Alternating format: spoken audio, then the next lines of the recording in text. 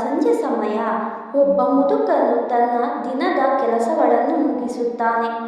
ಹಟ್ಟಿಯ ಬಾಗಿಲ ಹತ್ತಿರ ಕುಳಿತುಕೊಂಡು ಸಂಜೆಯ ಹೊಂಬಿಸಿಲನ್ನು ನೋಡುತ್ತಿದ್ದನು. ಆ ಹತ್ತಿರದ ಹಸಿರು ಹುಲ್ಲಿನ ಮೇಲೆ ಅಜ್ಜನ ಮುದ್ದಾದ ಪುಟ್ಟ ಮೊಮ್ಮಗಳು ಆಟವಾಡುತ್ತಿದ್ದಾಗ ಹೊಳೆಯ ದಡದಿಂದ ದಪ್ಪ ಮತ್ತು ದುಂಡಗಿನ ಯಾವುದೋ ವಸ್ತುವನ್ನು ಉರುಳಿಸಿಕೊಂಡು ಬರುತ್ತಿದ್ದ ತನ್ನ ಅಣ್ಣನನ್ನು ಅವಳು ನೋಡಿದಳು. ಆ ವಸ್ತು ದಪ್ಪ, ನುಣ್ಣಗೆ ಮತ್ತು ದುಂಡಾಗಿತ್ತು. ಅದು ಏನೆಂದು ಕೇಳಲು ಅಜ್ಜನ ಬಳಿ ಬಂದನು. ಅಜ್ಜ ಅದನ್ನು ಕೈಗೆ ತೆಗೆದುಕೊಂಡು ಹತ್ತಿರ ನಿಂತು ಹುಡುಗನಿಗೆ ಗಮನವಿಟ್ಟು ಕೇಳುವಂತೆ ಮಾಡಿ ತಲೆ ಅಲ್ಲಾಡಿಸಿ ದುಃಖದಿಂದ ನಿಟ್ಟುಸಿರು ಬಿಟ್ಟನು. ಪಾಪ, ಇದು ಯಾರ್ದೋ ತಲೆಯೋಡು. ಹಿಂದೆ ನಡೆದ ದೊಡ್ಡ ಯುದ್ಧದಲ್ಲಿ ಸತ್ತ ಯಾರೋ ಒಬ್ಬನದು ಎಂದನು. ಇಂತಹ ತಲೆಯೊಡಗಳನ್ನು ನಮ್ಮ ತೋಟದಲ್ಲಿ ನಾನು ಸಾಕಷ್ಟು ನೋಡಿದ್ದೇನೆ.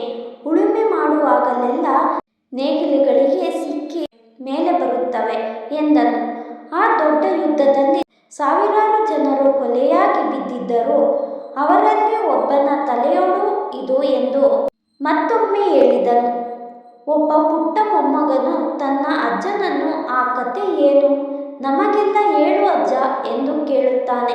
ಒಬ್ಬಳು ಪುಟ್ಟ ಮೊಮ್ಮಗಳು ಆಶ್ಚರ್ಯದಿಂದ ಅರಳಿದ ಕಣ್ಣುಗಳಿಂದ ನಿಂತಳು. ಅವರು ಯುದ್ಧದ ಕಥೆಯನ್ನು ಹೇಳುತ್ತಾರೆ ಮತ್ತು ಅವರು ಏಕೆ ಹೋರಾಡಿದರು ಅದನ್ನು ಹೇಳು ಎಂದು ಕೇಳುತ್ತಾರೆ. ಮುತ್ತಜ್ಜನು ಇಂಗ್ಲಿಷರು ಫ್ರೆಂಚರ ಸೈನ್ಯವನ್ನು ಸೋಲಿಸಿದರು ಎಂದು ಹೇಳಲು ಪ್ರಾರಂಭಿಸುತ್ತಾನೆ. ಆದರೆ ಅವರು ಏಕೆ ಹೋರಾಡಿದರು ಎಂಬ ನಿಜವಾದ ಕಾರಣ ತನಗೆ ಸರಿಯಾಗಿ ತಿಳಿದಿಲ್ಲ ಎಂದು ಹೇಳುತ್ತಾನೆ. ಆದರೆ ಯಾರನ್ನು ಕೇಳಿದರೂ ಅದನ್ನು ಲೋಕಪ್ರಸಿದ್ಧವಾದ ಗೆಲುವು ಎಂದೇ ಹೇಳುತ್ತಾರೆ ಎಂದು ತಿಳಿಸುತ್ತಾನೆ. ತನ್ನ ಅಜ್ಜ ಹೊಳೆಯ ದಡದಲ್ಲಿ ಗುಡಿಸಲು ಮಾಡಿಕೊಂಡಿದ್ದರು ಎಂದು ನೆನಪಿಸಿಕೊಳ್ಳುತ್ತಾನೆ. ಯುದ್ಧದ ಸಮಯದಲ್ಲಿ ಅದನ್ನು ಲೂಟಿ ಮಾಡಿ ನೆಲಸಮ ಮಾಡಿ ಸುಟ್ಟು ಹಾಕಿದ್ದರು. ಆತ ತಲೆಯನ್ನು ತಪ್ಪಿಸಿಕೊಂಡು ಬೇಗನೆ ಓಡಿದನು. ಹೆಂಡತಿ ಮಕ್ಕಳನ್ನು ಕರೆದುಕೊಂಡು ಒಂದೆಡೆ ನಿಲ್ಲದೆ ನೆಲ ಇಲ್ಲದೆ ಅಲೆದಾಡಬೇಕಾಯಿತು. ಬೆಂಕಿ ಮತ್ತು ಕತ್ತಿಯ ದಾಳಿಗೆ ಇಡೀ ದೇಶವೇ ಹಾಳಾಯಿತು. ತುಂಬು ಗರ್ಭಿಣಿಯರು, ಹಾಲು ಕುಡಿಯುವ ಮಕ್ಕಳು ಸತ್ತ ಲೆಕ್ಕ ದೇವರಿಗೆ ಮಾತ್ರ ಗೊತ್ತು.